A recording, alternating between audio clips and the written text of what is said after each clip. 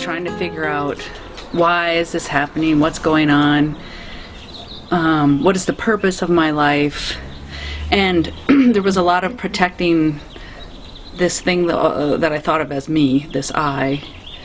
So that meant a lot of defensiveness and a lot of fear.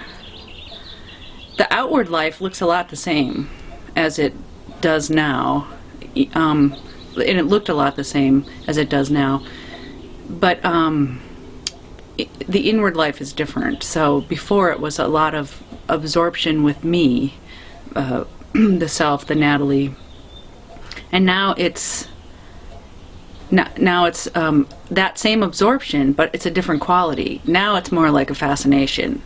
Like, well, first of all, I don't think there's really any Natalie that exists. So now it's more of an impersonal experience. And because of that, I think there is more freedom to just go with what happens. You know, I'm not really afraid of what might happen to me, although fear still does show up. Big deal. I'm willing to say what I think more. It just doesn't feel so personal anymore.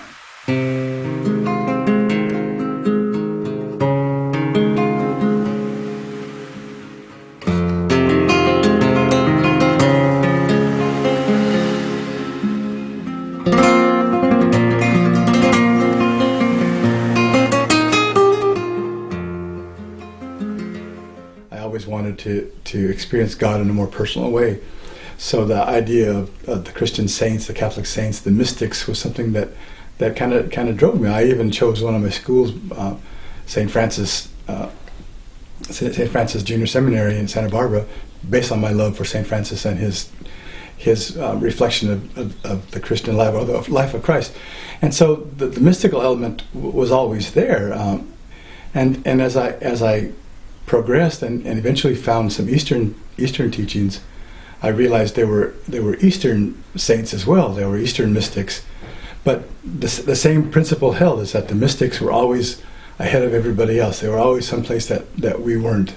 The average person, couldn't get there without years of arduous training or some special act of God that brought them to this point. And I just wanted to find a way to get there, and I didn't know what to do other than meditate, read, practice, have some practice, austerity practices, getting up at 2 a.m, kneeling down and praying for a couple hours, things of that nature. Just something that would break me down to bring me to a point where I could experience this enlightenment, whatever that was. It was hard to pinpoint because it was wrapped in such a mystical element. There was no way to sort through it.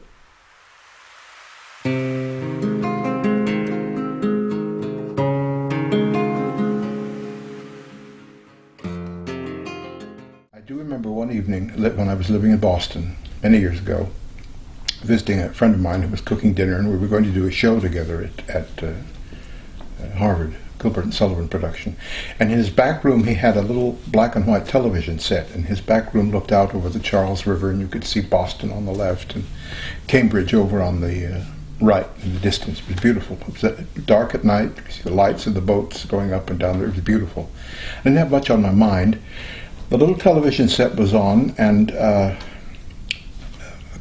voice kept kind of getting to me, so I came back around so I could really look at this little set, and there was this very beautiful old man, looked like he was sitting up against a tree, and there was a small group of people in front of him, and he finished saying something about listening, and some man in the group there in front of him said with I would say a good deal of frustration and desire and wanting to said to him, "But sir, how do we listen? How do we listen?" Now mind you, I had no idea who this was or what was being done, but there was this moment of silence, and then this old man said, "Just listen."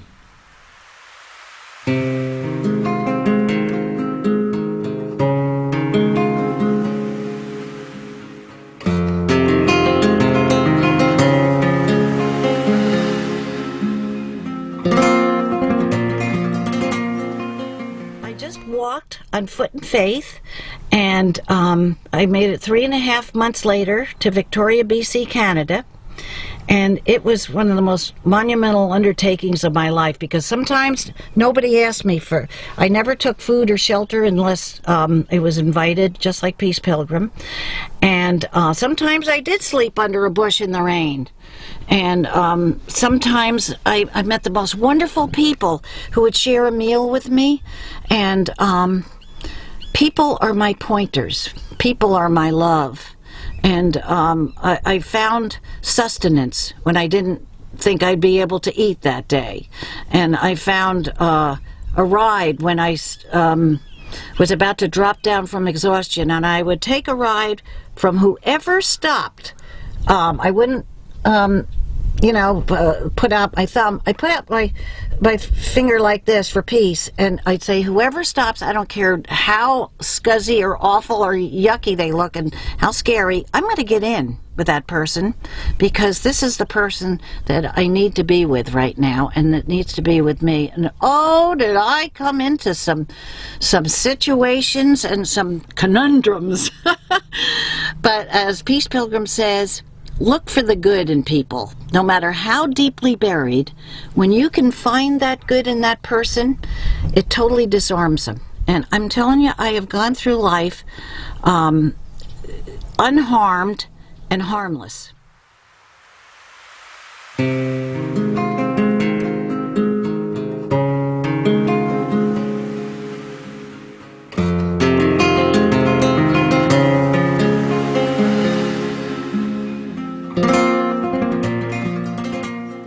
Investigated Buddhism and found that there's peace.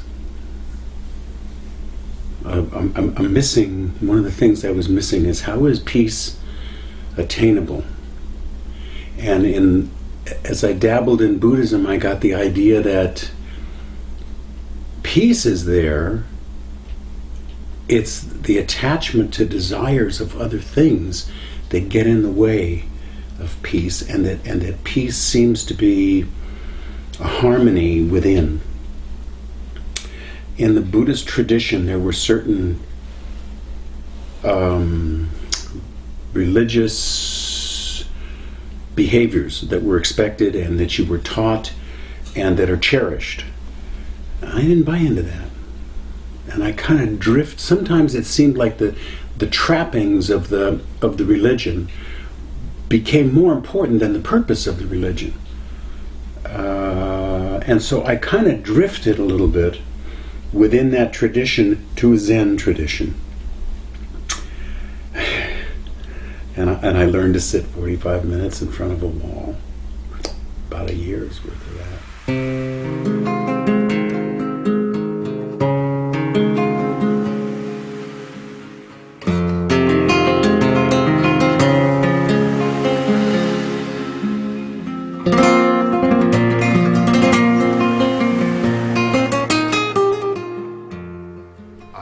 Conceptual idea in my mind that I was a doer or a person performing actions separate from the life I was observing. There was constant inquiry of realization, which introduced the teachings of Ramakrishna and other such masters who talk about there's no separate state. And there became an awakening, is the best I can describe, that I am also life, beingness, happening. That there is no separate me conceptually that is actually real. And that's what I would describe as that.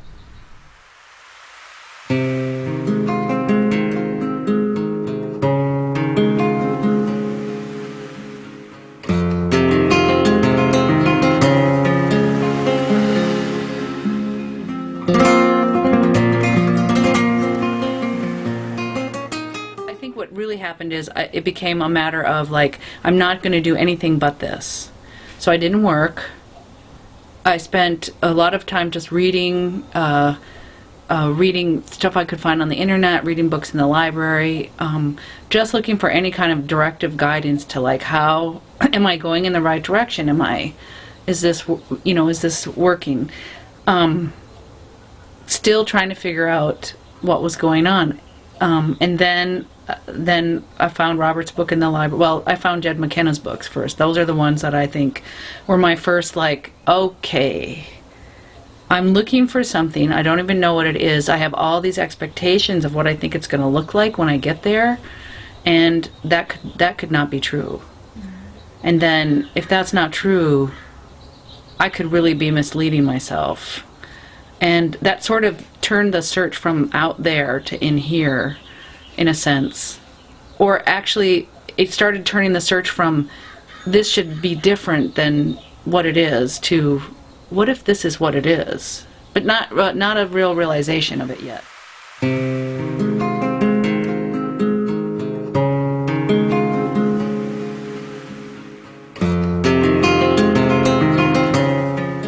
Well, after having read numerous books on enlightenment and Advaita and non-duality, things along that line, I came across Robert Wolfe's book, Living Non-Duality, and on first reading, I felt it was just too intellectual. It was just too geared to not to introspection, but too geared to oh God, I'm lost. It just that it was on an intellectual level that required a lot of thinking. It was you had to go line by line to understand it. At least I did.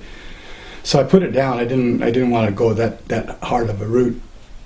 But it intrigued me, and the second time I read it, I was ready for it mentally, emotionally, and stuff. And he talked about the absolute, which we always refer to as God. But what I understood through all that was that the absolute was in all things. He talked about omnipresence, and that's what I wanted to hit on. The idea that if something's omnipresent, it's everywhere in all things at all times. And there's nothing that it is not a part of. As I thought about that, when I realized that if something is truly omnipresent, if God or the Absolute is omnipresent, then where is it not?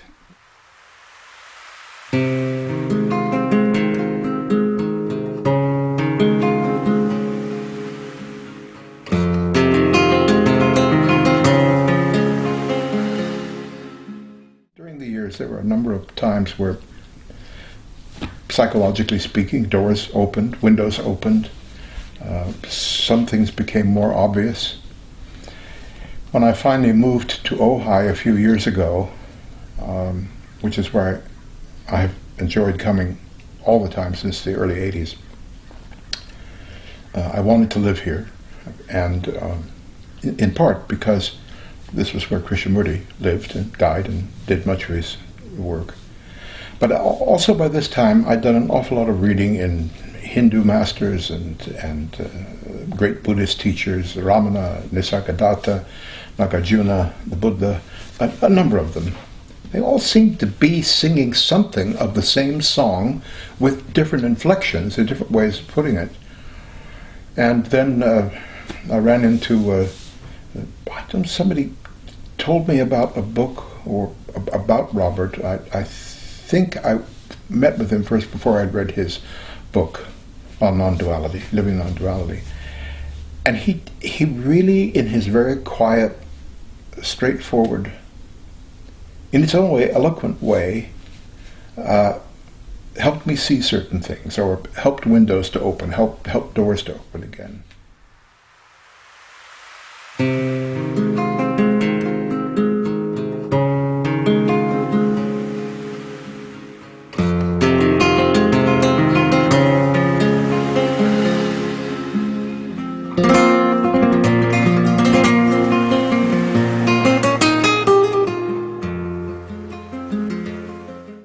The doer. That's what first came to me.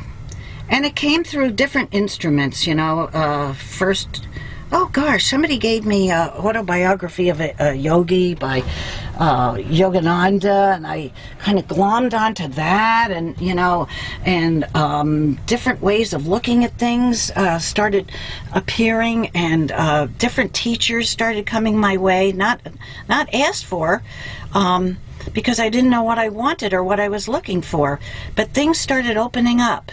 And I just traveled around and opened up to what came along this pathless path, as Krishnamurti would say. And Robert Wolfe came into my life. There was something I needed to know that he had that I wanted to know from him. And at that point, he was kind of looking at things himself, finding his way. This is way before the term non-duality came about, as far as I know, or an enlightenment was not really on my agenda, to even find. But Robert started feeding me writings of, say, Ramana Maharshi, Nisargadatta, monographs that he'd written, and just feeding me constantly with this flow of perspectives, something that I'd never looked at before. I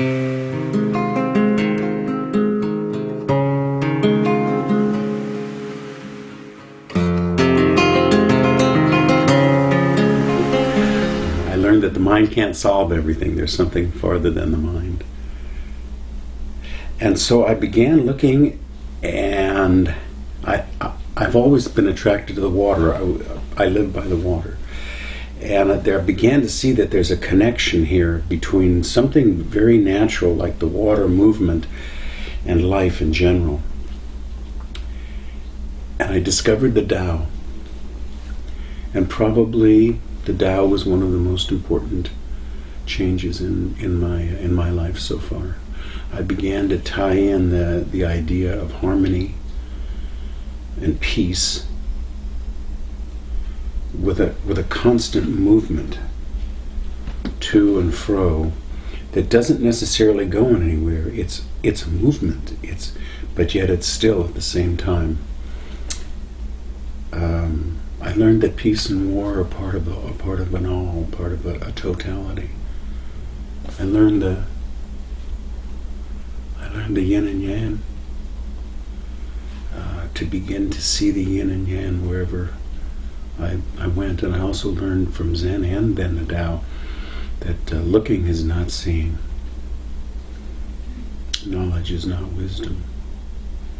And I began to be no longer a looker, watcher. Drifted into the Course in Miracles, which is a Judeo-Christian approach where he uses those words to basically express a non-dual concept of a one God. Dabbled in the Unitarian churches along the way. Began to see more and more examples of everything is basically one. And at the Course in Miracles, one of the people suggested that I look at the concept of Advaita or Advaita, and I was lost. Upon investigating Shankara and a strange little man called Ramana Maharshi, I began to have a whole bunch of pieces intellectually, and then begin experiencing a clicking where it is all one.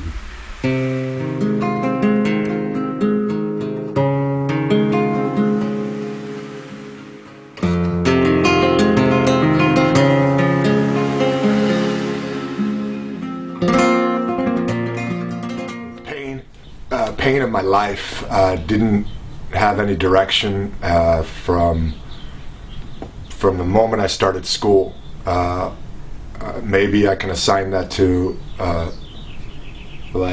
kind of a feeling of abandonment from my mom and dad, or just being born that way. But I was never feeling joy of being part of the experience of life, because it all felt like a pressured obligation. And that mechanism created a feeling of that nothing was really satisfying in my life. No relationship, no direction. And then from there became kind of a, I would say that became kind of a thrust to get out of pain, you know, or the prodding of the mental pain and anguish of feeling like I was trapped in circumstance. And then from there kind of brought me, from that prodding, kind of pushed me towards going to India.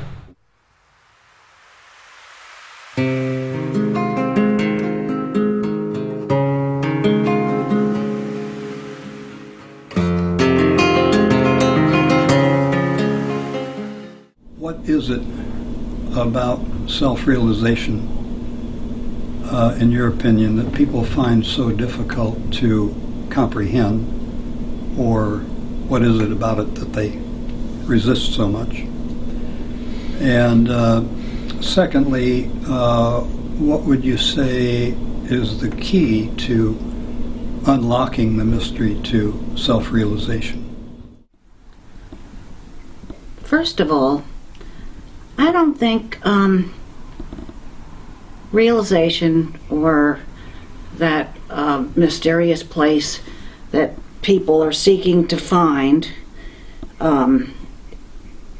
enlightenment or whatever, is that much of a mystery.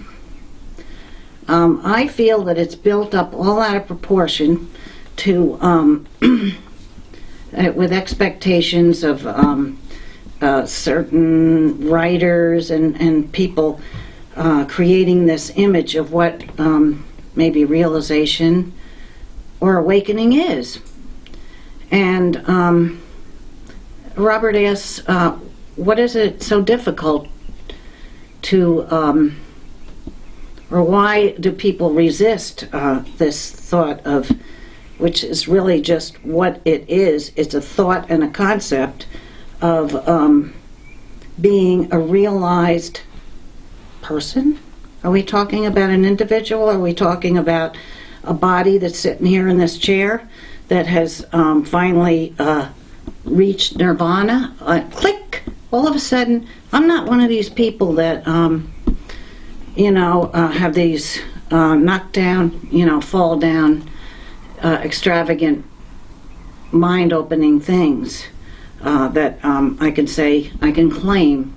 As a matter of fact, I'm pretty skeptical when people do claim or set themselves up as being realized and above the riffraff that's, still groveling to seek. I met Robert inadvertently, and this is 16 years ago. And I think he cut his teeth on me, actually. And it hurt for a while, too. But I've been through a long, strange, and wonderful journey with this. And it's not over yet. I don't claim anything. I am nothing. So how could I be enlightened or realized? I just opened my heart and my all my faculties to allow this beauty to come in. And I am so appreciative that my kindred spirits and the people I talk to, but you don't think, oh, this homeless person on the street, they don't know what's going on with awakening. But I find that kernel of truth is when everybody, and be so easily reached in just opening up your heart to that person. And I don't know if that has anything to do with realization, but it's ongoing. For me, what the biggest single barrier to self-realization, I think that's the way you asked it, or why do people resist it? Of course, first of all, whatever is happening is fine. If there's resistance, that's what it is. But for me, the single biggest barrier that I can see, and in my own case, was that I could not believe that it could be that simple. Right. It can't be that simple. It's so simple. And the mind wants to make it more than what it is. It's the most ordinary thing on the planet because, well, I don't know why. It's just the most ordinary thing on the planet. And as Cheyenne said, there's a lot of literature that builds up that thing that once I'm awakened, this is going to be the case. I'm going to live in eternal bliss. I'll never have another negative thought. You know, I'll my whole life will change for the better. I'll become some kind of savior and speak in front of worldwide audiences. You know, it's like this. First of all, that's terrifying on some level, and second of all, it's just not true. So that might happen. Of course, there are people out there that do that, but I think that's it to me. That as I notice, it's like people just can't, and I couldn't understand that it was that simple. It was just so. There's nothing to it, and I didn't do it. That's the other part. So, the moment for me that I had when I was with Robert, it was like I even said to him, "Is that it? Like that's it? Oh, okay, and that's it." So that's my thought about that. I think that the other side of what Natalie just said about it being so simple is that people want it to be mysterious. Right. They want the incense and the candles and the dimly lit temples and things like that. They want the long hair and the robes, and just an overall feeling of what enlightenment or wisdom should be.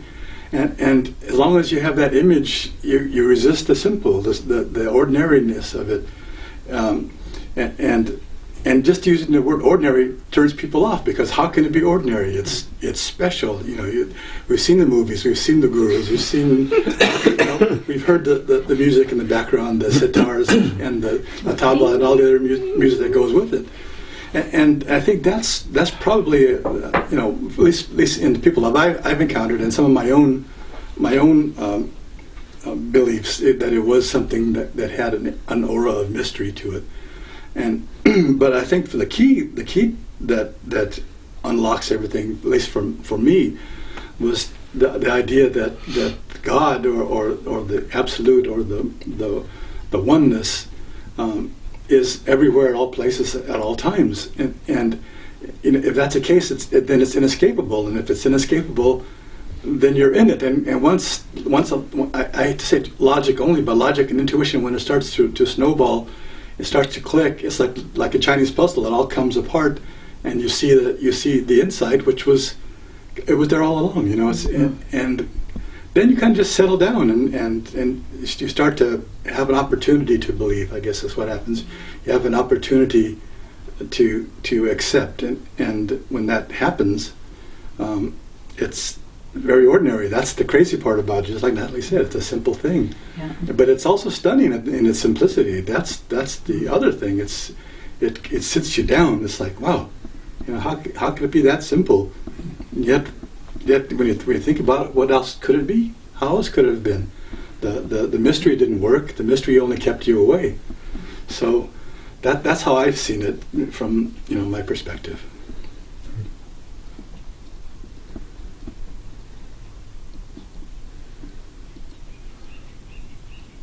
Yeah, I have to agree with Ron, and I really like that he said what I forgot to say, and which is it's so ordinary. Nothing really changes. Like the life doesn't change. So like there's still a house and cats and a kid, and if that's your case, or a husband or a job or making ends meet or all that. So that is all the same. And yet that stunning part that you talked about, it's stunning because the realization is that it was always there.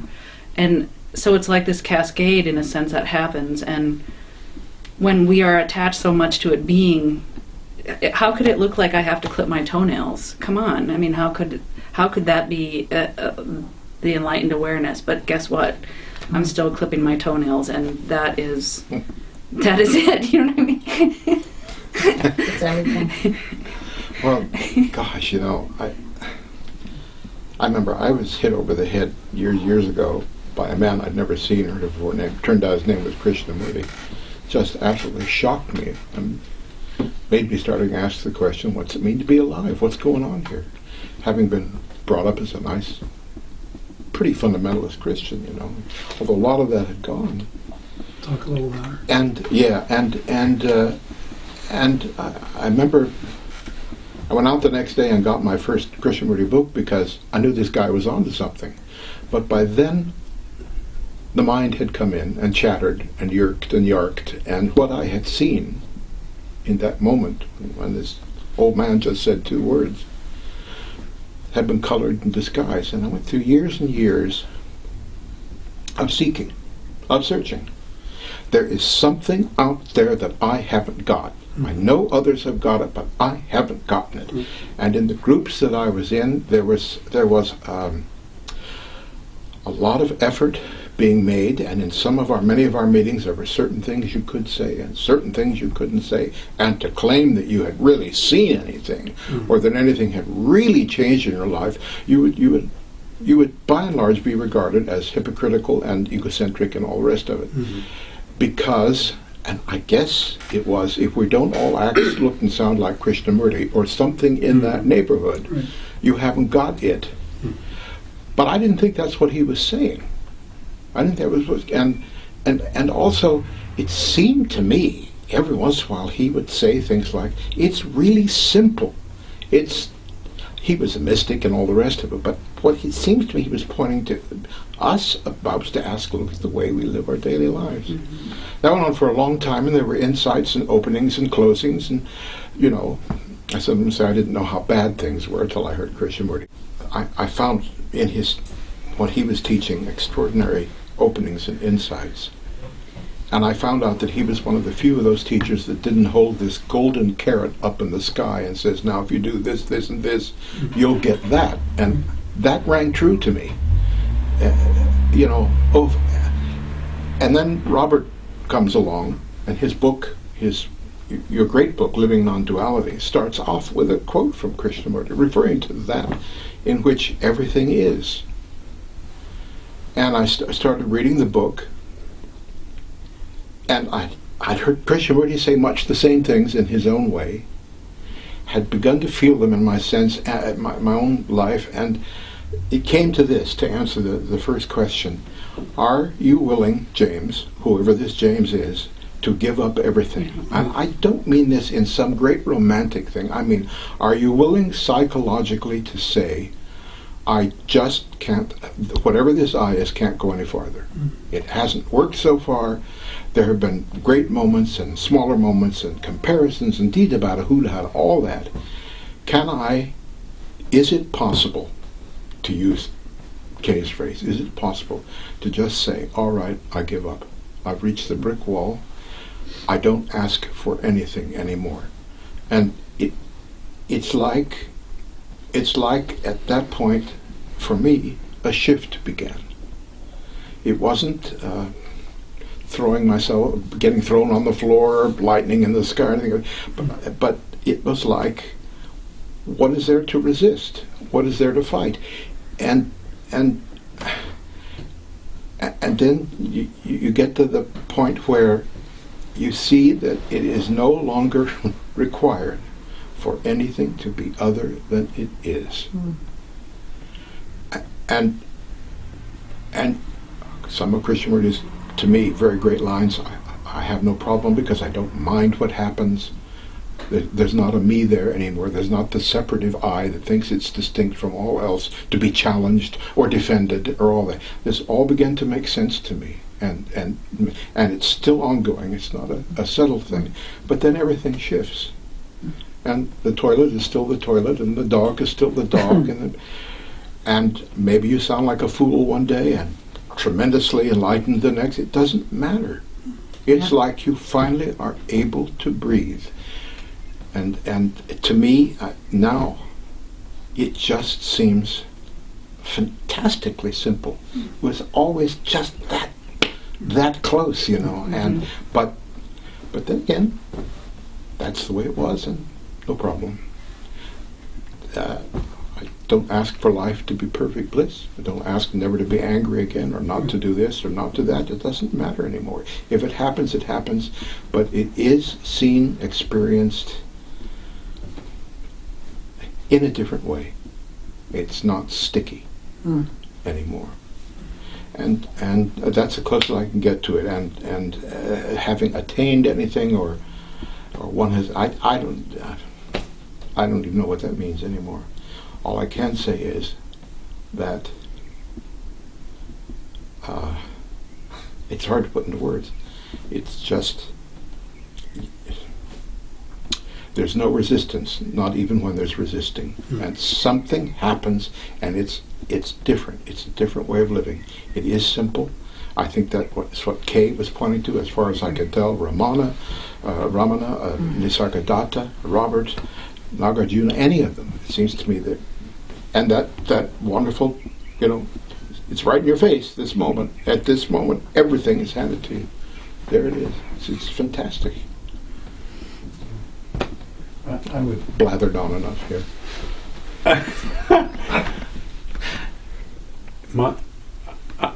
I'm not a really complicated guy, and I'm hearing eloquence and wonderful experiences and the ability to be able to verbalize the mystery.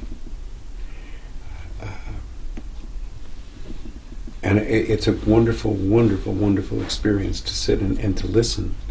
Just to sit and to listen and go through and go, oh yeah, oh yeah, oh yeah. Talk a little louder. I had an opportunity to practice transcendental meditation in the 60s and the early 70s, and continued, even if it was only 4 or 5 minutes a day sometimes. And this little man kept saying it's all easy. And I thought, this guy's crazy. It can't be. It can't be, and so I would meditate harder. Yes, go for it. More effort. Talk louder, Dennis. More louder volume. I could give you volume all day. So that was the initiation, and it was long hair, right, and greasy, and no brushing the teeth, and it stunk. But the bottom line is, this little guy's just sitting there, and he's hovering above everybody. And not even above everybody, just with everyone. So that always stayed with me. And so then I figured, well, all right, well, I don't have a lot of hair. And I couldn't grow the long hair. Probably the working and having a lovely life and a wonderful family and falling in love with the ocean. I kind of moved toward what I didn't know at the time is the Tao. And after I retired about 5 or 6 years ago, I read the Tao, and then I began going to Buddhist sessions, and I began searching, a phenomenal search, a wonderful search. And I got all caught up in it, and just like I was trying to, give me this one, I'll read this one, I'll go there. I guess that's just me, I take a bite into something and I go after it.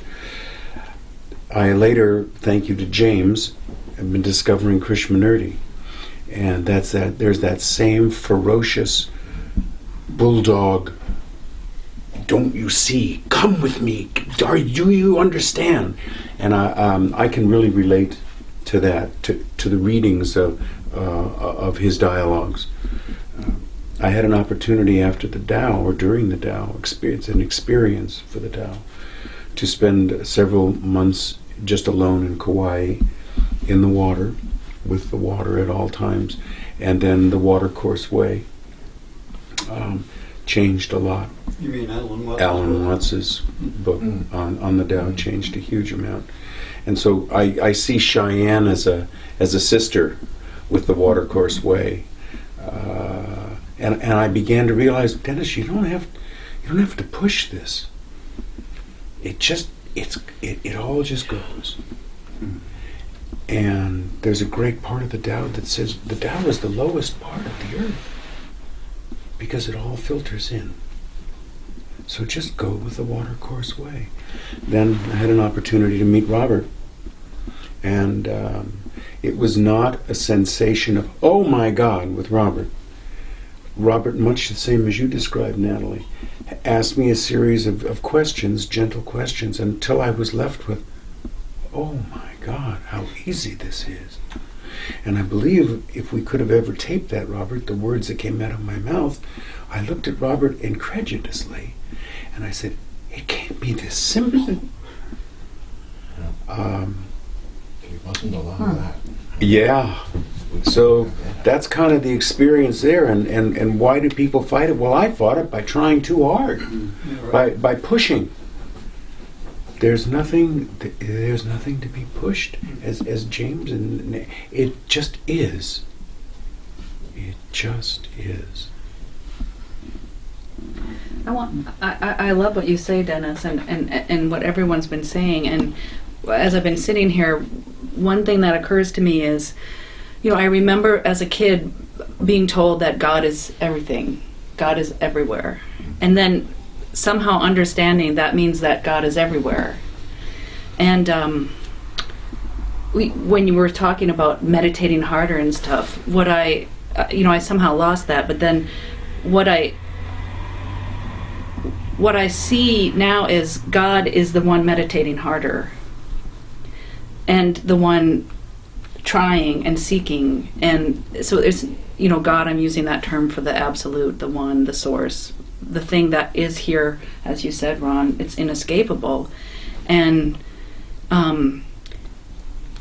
so what happens, I think, for people is they start to believe that this experience means enlightenment, and this experience doesn't.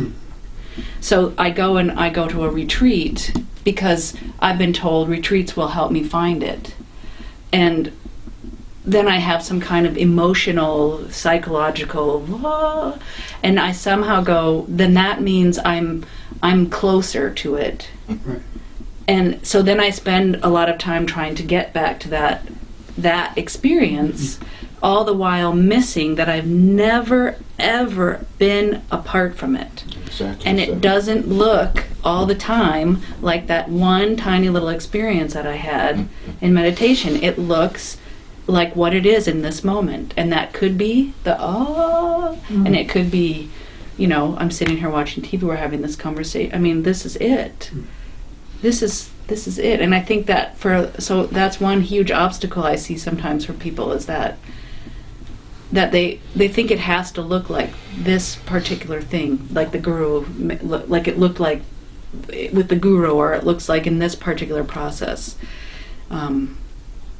Or that you have to behave like Krishnamurti. Or that you have to, right, so that if I do something like he did, I'll get there. Yeah, right. Like there's somewhere to get. And then the other thing I was thinking of in terms of that is, why is it so hard for those who have had an awakening experience or feel like they're done seeking? Why is it so hard to say that, and why is there such a taboo? Because it sounds a lot to say, I feel like I'm done seeking. It's a lie, but it's also the truth. So there's a paradox in that. It's like, I'm using I because there's still the reference to something sitting here that seems apparently to be here. But in fact, when I say I'm done seeking, I feel, done. I'm not talking about the thing that was thought of as Natalie before. That doesn't exist except as a label for this experience that's happening here, that is really just, as Suzanne Siegel says, the vastness. It's just a vastness. So when someone says, I'm awake, or I feel like I've awakened, that's a paradox, because the I that they're referring to doesn't exist. And if, and from my experience, but I still use the word I, even though I don't mean, the personal I. The personal I. Somebody opens the mail addressed to Natalie, right? Yeah, somebody opens Living doesn't end. Exactly. Yeah. Yeah.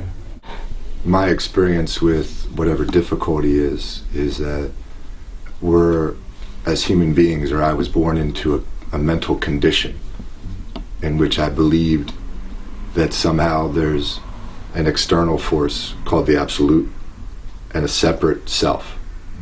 The separate self was the problem.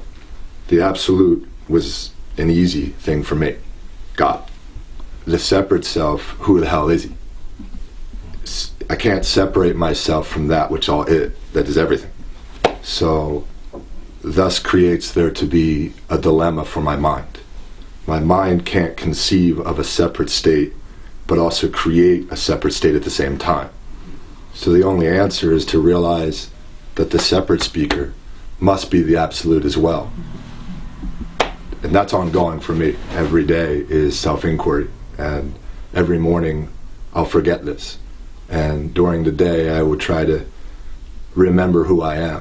And I understand, according to teachings and demonstration, that becomes second nature, or it removes itself as what's called a vasana, according to the Hindu terminology.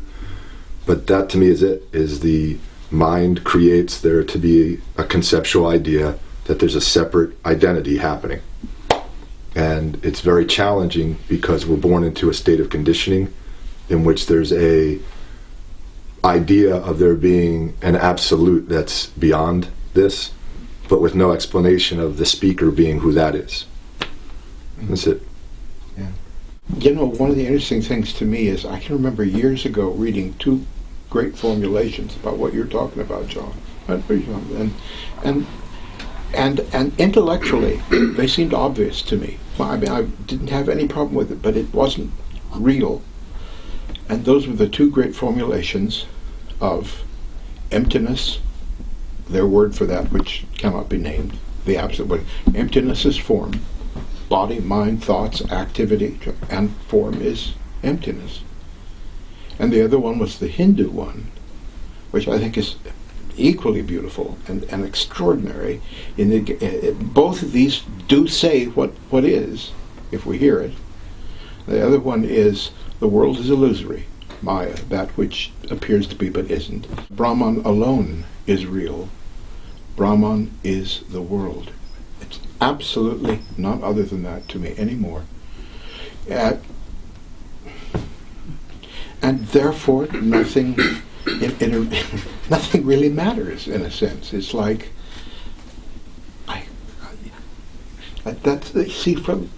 anyway, it's like only in the most minuscule way does it matter, and even that's covered by emptiness as form. But to me, then you can breathe, then you can live, then you can find out, then you can stumble, then you can be exalted, then you can whatever it is. No imitation needed. No more. And that's something that It's all doing it. It's all is it. Yeah, it's that the idea of what you just said of stumbling. That's almost like a taboo thought. You know, that the enlightened never stumble. Yeah. Absolutely. And stumbling is part of life. You stumble when you learn to walk. You make mistakes when you learn to play baseball. You throw the wrong base. You throw the ball past where it's supposed to be. I mean, any endeavor requires a learning curve. You know, which involves some sort of a roadblock or a stumble, and this idea of living, you know, is full of stumbling. Now, how else can it be? You know, you're confronted by other people's personalities, and you know, sometimes they attack you, and your first inclination is to defend yourself. But as it settles in, you realize that's just the way the situation is manifesting itself, and the other person is as much the absolute as you are. So the initial reaction of anger to defend is natural, but it's only that. It's only an expression of the absolute, and that kind of is what settles me down. Is the idea that I can see it now. I don't just live the anger. I don't just live the reaction. I might go through it, but I understand that was something. That was a flash in the absolute, so to speak, and I'm still part of. I still am the absolute. I still am what is, and that brings peace. You know, it's because you're going to stumble. You're going to get hurt, but you have to have a way of recovering, and this understanding is the greatest recovery you could think of, because there's no more fighting it. It just is. You settle it.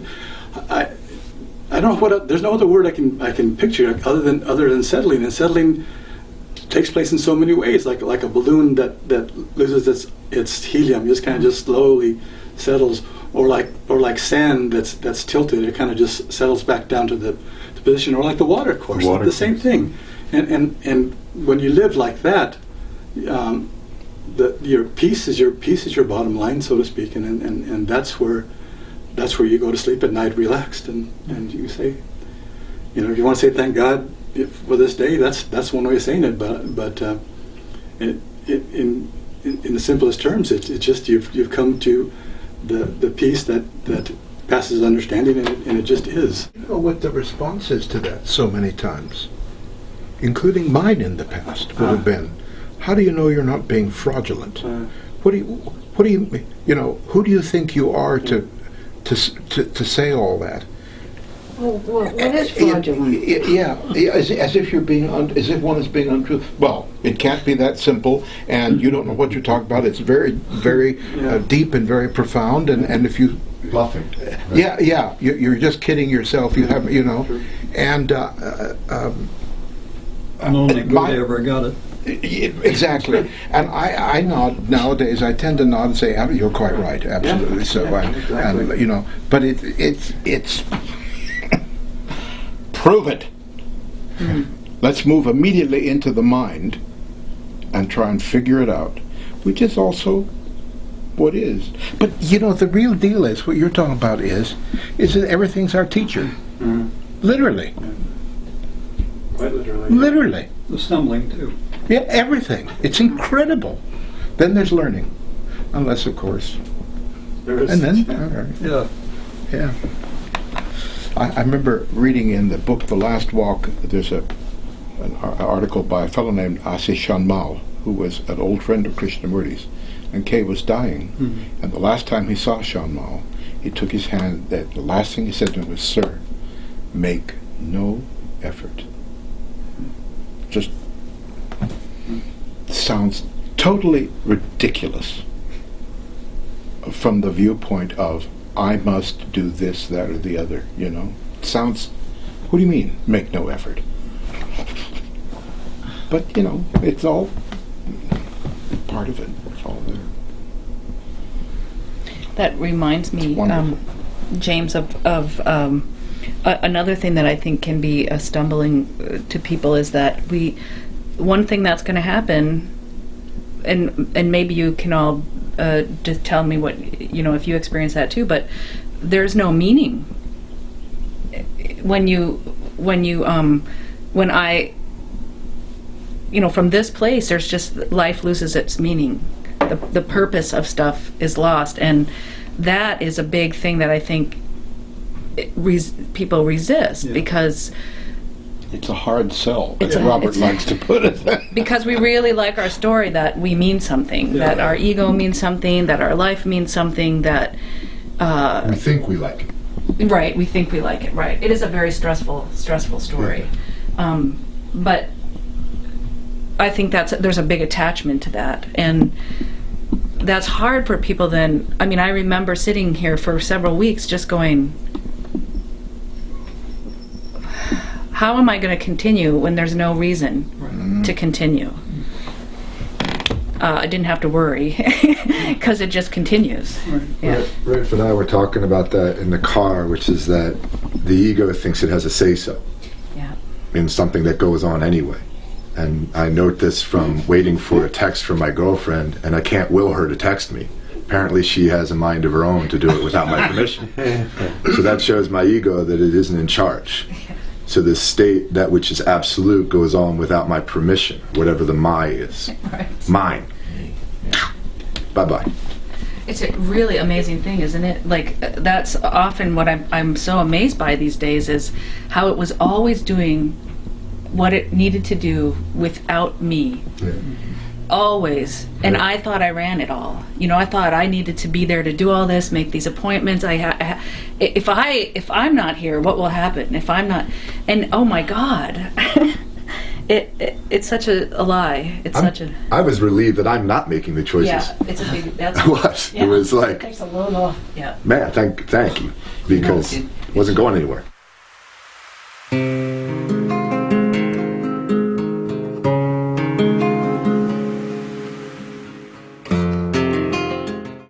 Robert's book, and just the writing is so clear, and found out that he lives here in Ojai, and went to see him. And my idea of it is that night with him, which was maybe like 10 minutes or 15 minutes, then my seeking ended. Like, the seeking ended in that moment. A lot of people, since my interview on Buddha at the gas pump, have wanted to attribute all of that to that moment and the questions he asked me and stuff like that.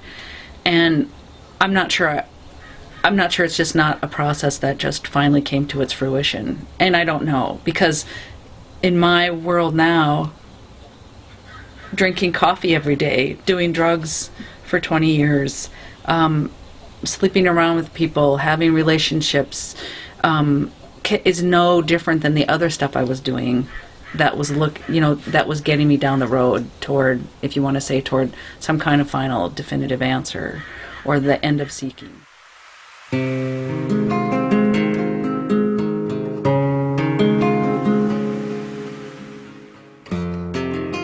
He's present even in the smallest undiscovered particles. So if that's the case, then he truly is in all places at all times, everywhere at once. And so it's no longer a question of location. It's a question of everything being within God, God being within everything. It's completely permeated, and there's nothing else but God. And that intuitive insight is what stopped my seeking. I was talking to Robert at his house, sitting down, and he brought that up, and when I explained it to him, as I did the best to explain right now, maybe not in exact words, but the thought obviously was conveyed that I understood, and that I had made that jump, from just logic to intuition to acceptance and to yielding and surrendering to the idea that I don't need to look anymore. There's nowhere else to look, and there are keys for everybody, as to what triggers the enlightenment experience, if you want to call it experience, which it really isn't, but it's a realization. But for me, that was the key, the idea of the omnipresence of the Absolute or God, and I haven't looked back since that day.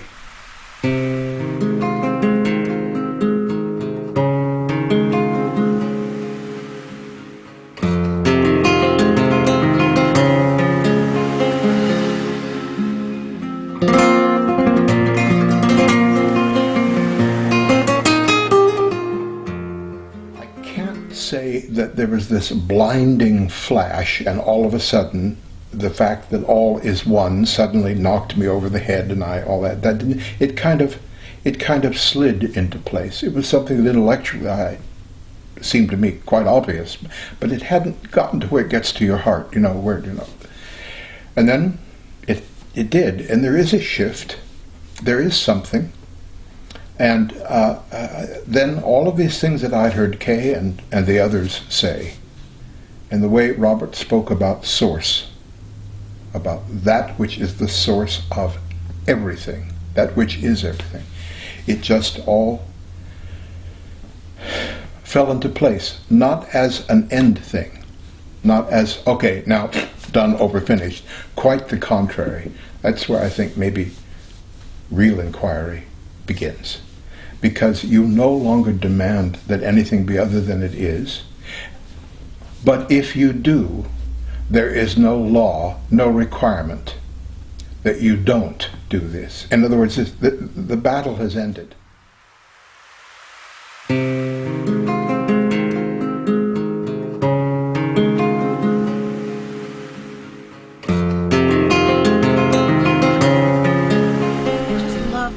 To come from this place of not knowing, and be open for anything that came in. Now, if you want to see a search, I don't know. I'm not searching now because I've just given it up. The white knuckle grip on the steering wheel, my little toy steering wheel there, has been totally released, and I'm just allowing what happens to happen. And I find out whatever I think is going to happen, I mean, my cell phone could be God, you know? My cell phone, when I turn it on in the morning, it tells me what I'm going to do or not going to do.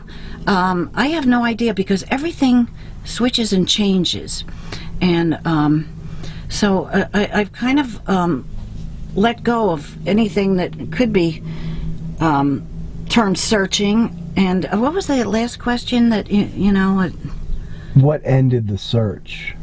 What ended the search? Well, maybe it's, in a dualistic sense, maybe it's never ended until the learning and the deepening of whatever understanding there is until the day my body drops away, and then, you know, then the thing is to die to this understanding that, you know, there's nothing to search for before we die.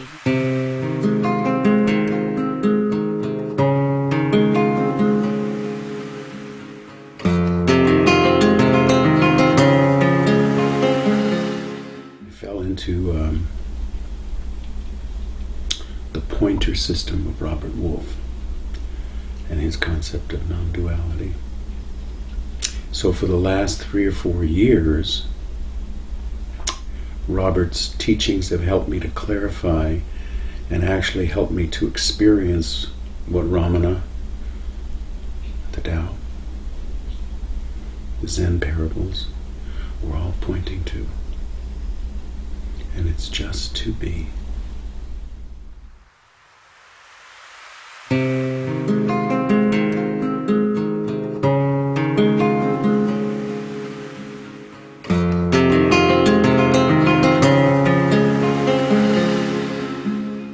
Again, for me, it's a comprehension part of the question, is that I don't, self-inquiry for my experience is always happening.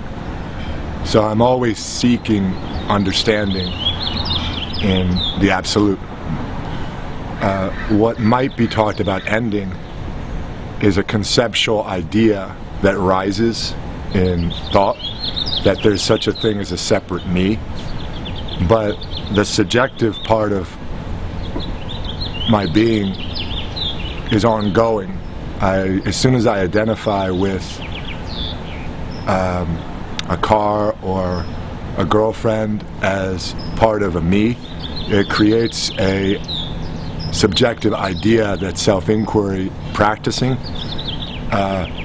brings me to a place of realizing all of that is the absolute, not a separate. And so I don't know, for me, I'm not done seeking presence and staying in the absolute. Somebody else may have that experience, but my experience is not that I am not still seeking to be that which is the absolute and be in the understanding of it.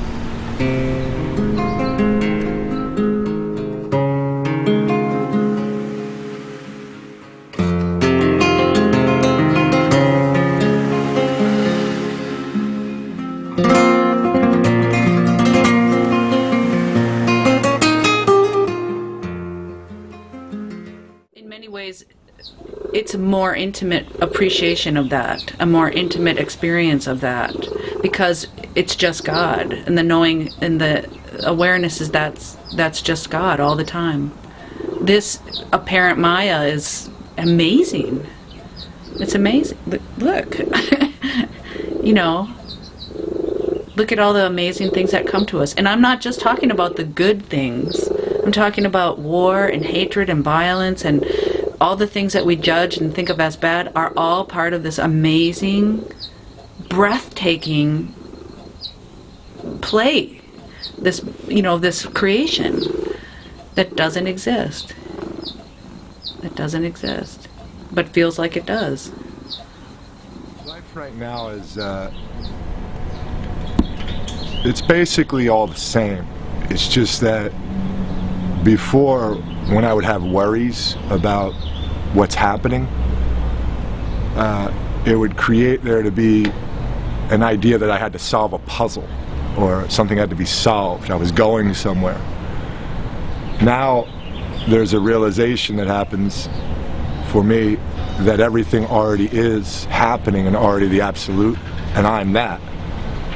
So what changes is where I'm going becomes not relevant, it's not real. Who I am and what's happening now becomes the only thing to do. So my focus is more just that, and that's what's changed. Where before I thought I was going somewhere, now I'm realizing who I am. It's like we are walking on a beautiful razor's edge. We are living our life on a beautiful razor's edge. The mind will always say, oh my God, be careful, you'll cut yourself or fall off. When that goes, when that demand, when that kind of way of is seen as not required, as not necessary, not bad, oh terrible, I must get that. No, not that.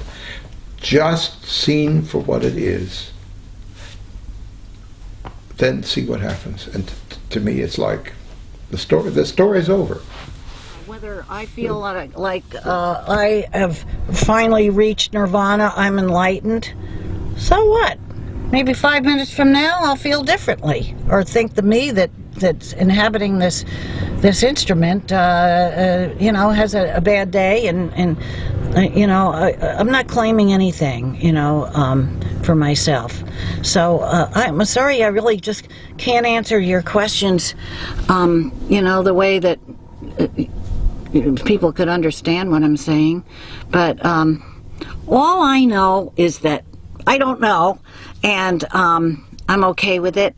And the world is perfect, in perfect condition with all the things that we don't like about it, and then we do like about it. Take a tree. Does a tree worry about whether it's going to get chopped down tomorrow? No, it just is. And nature is my teacher. Nature is my teacher more than any human being could be. I could give this one credit and myself credit, or that one credit, but there's no credit due anywhere. I am coming from, instead of more cerebrally and thinking I know this and maybe not that, I am coming from the heart place. Because when you listen to your heart, you know all you need to know. There's a certain trust that it was experienced of letting go, of letting go, of falling away from past have-tos and thoughts and ideas. And as it takes courage to face the ego and say, ego, you're wonderful when I need to drive a car, or when I need to balance my checkbook, or when I need to ask a question to get someplace. But that's it. And so it takes a courageous, or at least it took me, a courageous moment to say, enough. To let that fall away.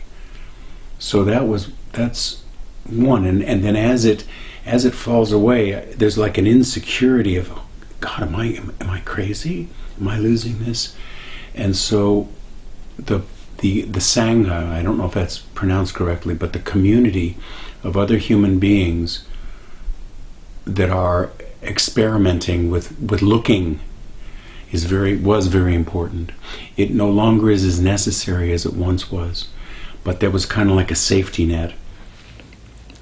It's interesting to live life after understanding, after coming to that enlightenment experience, because nothing really has changed, and the reason I say this is because I still have to go to. I work in a grocery market, so I still have heavy responsibility. I still have dealings with the public. I still have a lot of physical work to do. So from that standpoint, nothing really changes. I have to do my job. I have to interact with the people. I have to take the praise as well as the complaints and deal with the crew that I supervise. So life pretty much has been the same. The difference, I would say, is that now I can look at somebody, whether they're upset about something or happy about something, I see them as another expression of the absolute. I see that God is in them. God is in the situation, and because of that, a peace reigns. A peace washes over me at the end of the day that I can let it go, and not just in the psychological sense that I've blocked it or whatever it is, but in the idea, in the sense that it's okay, because that's just how it is, and that's how life flows. And the quote that's used so often, and it's just almost trivialized, and I hate to even use the word trivial, but people are always saying, before enlightenment, chop wood, carry water. After enlightenment, chop wood, carry water. That's true. That's the crazy part about it, is that life is the same. But it's how you see it now that is different. How you see the unity, how you see the oneness, how you see that life is a one continuous flow. That the absolute is there in your problems, in your triumphs, and that alone is worth the effort of seeking.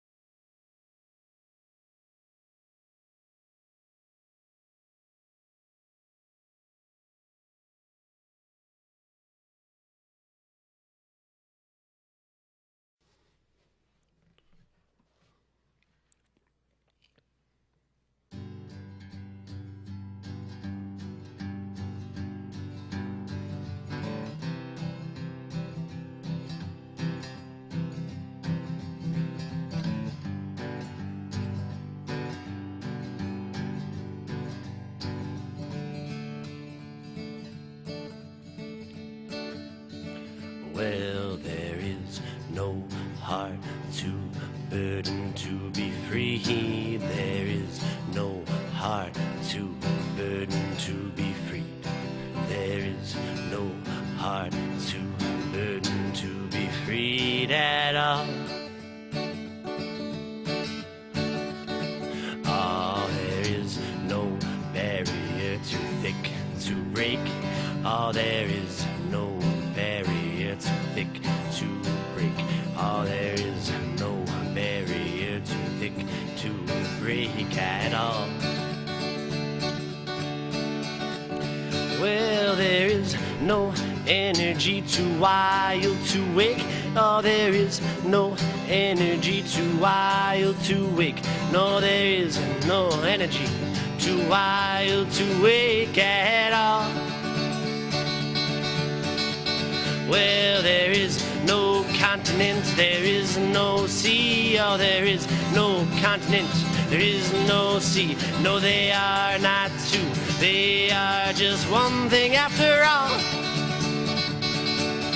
Ah, there is no heaven and there is no earth. Oh, there is no heaven, there is no earth. No, they are not two, they are just one thing after all.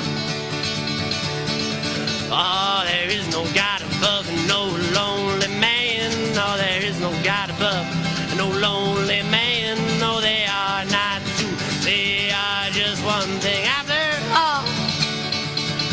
Well, there is no more pain and no suffering. No, there is no more pain and no suffering.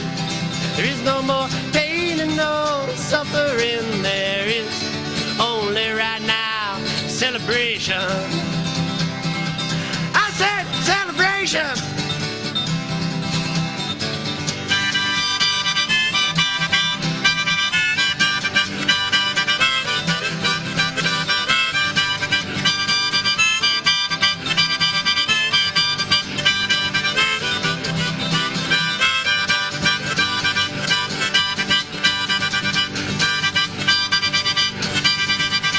Well, there is no I, there is no me, oh, there is no I, there is no me, oh, there is no I, there is no me after all. Well, there is no you and there is no we, oh, there is no you, there is no you, there are not two, there are just one thing after all. Well, there is no death and no eternity. Oh, there is no death and no eternity. No, there is no death eternity, yeah. Why? Because there is no more pain and no suffering. No, there is no more pain and no suffering. There's no more pain and no suffering. There is only right now celebration. I said celebration.